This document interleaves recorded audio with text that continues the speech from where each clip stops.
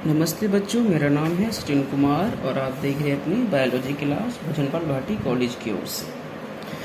तो बच्चों, आज फिर शुरू करते हैं अपनी बायोलॉजी क्लास। पिछली कक्षा में जो हम बेटा पढ़ रहे थे वो था आपका शुक्र जनन, यानी कि जो मानव होता है, जो नर है, उसके अंदर शुक्राणुओं का जनन होना, ये हम पढ़ रहे थे।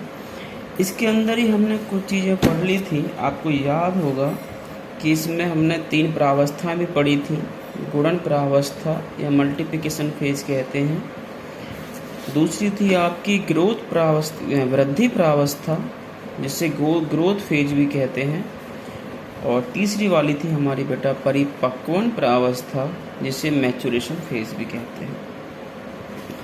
इसके बाद में हमने जाना कि किस प्रकार एक जननिक उपकला की कोशिका इन तीनों वृद्धि प्रावस्थाओं को पार करती हुई लास्ट में 1 से 4 कोशिकाएं बन जाती हैं, 4 बन जाती हैं, जो कि अपने आप में एगुणित होती हैं, यानी कि आधे गुणसूत्र वाली होती हैं। अब होता क्या है कि अब ये बन गए, यहाँ पे ये बन जाती हैं, ये कोशिकाएं चारों बन जाती हैं, और इनको हम क्या कहते हैं? इनको बोलते हैं पूर्व शुक्राणु कोशिका। आपने कल बेटा डायग्राम भी बनाया होगा एक। कल का हमारा जो टॉपिक था वो ये था बेटा, ध्यान आ रहा कि इसमें एक कोशिका है, समसूत्री विभाजन होंगे लगातार। आपकी पहली फेज में गुणन प्रावस्था में बहुत सारी कोशिकाएं बन जाएंगी, ठीक है। और ये बहुत सारी कोशिकाएं बनने के बाद में वृद्धि प्रावस्था की कोशिकाएं अपने आप में बड़ी हो जाती हैं। जो ये बड़ी हो जाएंगी, यहाँ पे इन्हें कहते हैं प्राथमिक अंड कोशिका। ये है दोनों एक ही है, यहाँ बस छोटी है और यहाँ पे बड़ी हो गई है। ये हैं दोनों प्राथमिक अंड कोशिका ही कहेंगे। यहाँ पे शुक्राणुजन कोशिका है ऊपर, ये प्राथमिक अंड कोशिका हो गई, ठीक है जी। अंड कोशिका नहीं, शुक्र कोशिका, यार हम गलत बोल रहे हैं। प्राथमिक शुक्र कोशिका हो जाएगी। इसके बाद में जो ये होती हैं, ये आपकी क्या कहलाती है? द्वितीयक शुक्र कोशिका, द्वितीयक शुक्र कोशिका। और लास्ट में जो 4 मिलते हैं आपके, ये कह लेते हैं आपके जो एगुणित बनती हैं, ये है पूर्व शुक्राणु कोशिका। बेटा समझ पाए मेरी बात को? मैंने कहा था कल आपसे कि सबसे पहले क्या है, एक शुक्राणु जन कोशिका है, जो कि आपकी जननिक उपकला ऊतकीय कोशिका होती है। इसमें लगातार गुणन प्रावस्था के अंतर्गत समसूत्री विभाजन होते रहते हैं, जिससे ये बहुत सारी कोशिकाएं बना लेती हैं। लेकिन वो कैसी होती है? द्विगुणित ही होती हैं, डिप्लॉयड ही होती हैं। और इन कोशिकाओं को कहते हैं प्राथमिक शुक्र कोशिका। प्राथमिक शुक्र कोशिका, यही प्राथमिक शुक्र कोशिका थोड़ा बड़ी हो जाती है, वृद्धि प्रावस्था में वृद्धि कर लेती है। इसी को हम यहाँ पे प्राथमिक शुक्र कोशिका ही कहेंगे, बस ये थोड़ी साइज में बड़ी हो गई वृद्धि करके। और नंबर 3 जो तीसरी अवस्था होती है परिपक्वन अवस्था, इसमें क्या होता है? इसमें शुरू होता है अर्थसूत्रीय विभाजन शुरू होता है, जिसके फलस्वरूप जो कोशिका बनती हैं वो कहलाती है द्वितीयक शुक्र कोशिका। और दूसरे फेज के बाद में जो बनती है उन्हें बोलते हैं पूर्व शुक्राणु कोशिका। अब हम जो पढ़ेंगे आज, आपका जो नया हेडिंग है, नया टॉपिक डालेंगे इसके आगे। आप लिखेंगे, यहाँ पे लिखेंगे हेडिंग पूर्व शुक्राणु का, पूर्व शुक्राणु। ये क्या है? ये वाली कोशिका जो नीचे बनी है, यही तो पूर्व शुक्राणु है। पूर्व शुक्राणु का शुक्राणु में रूपांतरण या कायांतरण, दोनों बोल देंगे तो मतलब पूर्व शुक्राणु जो है शुक्राणु में बदल जाएगा। मैंने आपको नोट्स भेजे हैं, देखो नोट्स भी नहीं भेज रहा तो नोट्स भेज दूंगा फोटो खींच के, बट कोई दिक्कत नहीं है। अब यह क्या है कि इस वाली ये जो परिवर्तन होता है ना, एक जटिल प्रक्रिया होती है, और इसको हम क्या बोलते हैं? इसको बोलते हैं शुक्र कायांतरण बोल देंगे, या रूपांतरण बोल देंगे, या स्पर्मियोजेनेसिस बोल देंगे। स्पर्मियोजेनेसिस, स्पर्मेटोजेनेसिस नहीं, स्पर्मियोजेनेसिस बोलेंगे इस प्रक्रिया को। देखो यहाँ पे एक छोटी सी बात समझनी है आपको। अगर आपका ये जो शुक्राणु बन रहा है किससे? जननिक उपकला की जो कोशिका थी ना, पहले हमने जो पीछे पढ़ा ना, जननिक उपकला की कोशिका। अरे कहाँ गया यार, ये वाला बेटा, एक सेकंड।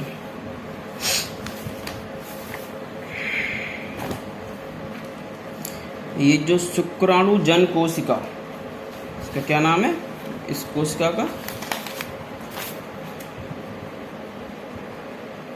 शुक्राणु जन कोशिका से अगर शुक्राणु बनता है तो इसको क्या बोलेंगे? शुक्र जनन। समझे मेरी बात को? वहीं दूसरा एक इसमें टॉपिक आएगा, पूर्व शुक्राणु से क्या बनना है? शुक्राणु का बनना, शुक्राणु का बनना। ये क्या कहलाता है आपका? शुक्र कायांतरण। अंतर पता पड़ गया आपको? ऊपर वाले को अंग्रेजी में बोलते हैं स्पर्मेटोजेनेसिस, इसको बोलते हैं स्पर्मियोजेनेसिस। इतना समझ लो। मतलब कि ये जो प्रोसेस है ना, ये इसी वाले में इंक्लूड होता है, ये समझ लो। चलो ये छोड़ो, ये समझाने वाली बात थी थोड़ी सी, इसके आगे बढ़ेंगे। हमने क्या कर रहे हैं? हम पढ़ रहे हैं भैया कि आपके जो पूर्व शुक्राणु है उससे शुक्राणु जो बनता है इसको क्या कहते हैं? इसको शुक्र कायांतरण बोलते हैं। अब इसमें समझने वाली क्या बात है आपको कि ये क्या होता है? जो गोल अचल शुक्राणु जो होता है ना, पहले जो कोशिका बनती है वो पहले गोल होती है, अचल होती है। इसके बाद में क्या होता है? ये इस तरीके से बन जाता है, इस तरीके से बन जाता है, शुक्राणु बन जाता है। तो गोल अचल शुक्राणु का एक धागेनुमा और चल शुक्राणु में परिवर्तन हो जाता है इस प्रक्रिया के फलस्वरूप। और इसमें क्या होता है? इसमें इसकी रचना हम पढ़ेंगे आगे। मैं आपको नोट्स भेज रहा हूँ, ठीक है? वो नोट्स बनाने हैं आपको। तो आपको क्या है कि गोल अचल कोशिका से धागेनुमा चल कोशिका में शुक्राणु का बनना ही शुक्र कायांतरण या शुक्र रूपांतरण कहलाता है। और इस प्रक्रिया में लगभग 2 से 2.5 महीने का समय लग जाता है। अब जो आपका हेडिंग है बेटा वो क्या है? शुक्राणु की संरचना। अगला हेडिंग डालेंगे आप, शुक्राणु की संरचना। देखो समझ लो बेटा, यहाँ पे डायग्राम देख लीजिए। ये जो डायग्राम दिख रहा है ये शुक्राणु है। देखो मैंने बताया पहले ये किससे बना है?